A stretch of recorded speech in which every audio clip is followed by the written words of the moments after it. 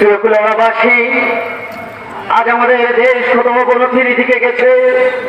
বিশেষ করে আমাদের এই কুলাউড়া উপজেলা কত অবহেলিত। আজকে কুলাউড়ার স্বাস্থ্য অধিদপ্তরের দিকে তাকালে, কুলাউড়ার উপজেলা স্বাস্থ্য কমপ্লেক্সের দিকে তাকালে দেখা যায় সেখানে উন্নত কোনো চিকিৎসার ব্যবস্থা নাই। মানুষগুলো দুঃখে দুঃখে মরছে। সেখান থেকে উন্নত চিকিৎসার জন্য যেতে হয় ঢাকা, যেতে হয় মৌলভীবাজার, যেতে হয় সিলেট। কেন কেন এগুলো উপজেলা এত অবহেলিত কেন? আজকে কিছু স্বার্থান্বেষী মানুষের স্বার্থ উদ্ধারের জন্য এগুলো আর উন্নয়ন পিছিয়ে রয়েছে। অথচ এইগুলো উপজেলার অনেক সুনাম রয়েছে।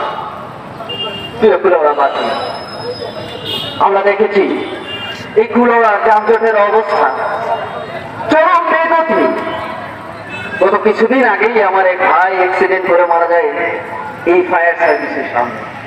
যদি আজ এই কুলাউড়াতে দুটা লাইন থাকতো, ডাবল লাইন থাকতো, তাহলে হয়তো এই অ্যাক্সিডেন্ট নাও হতে পারত।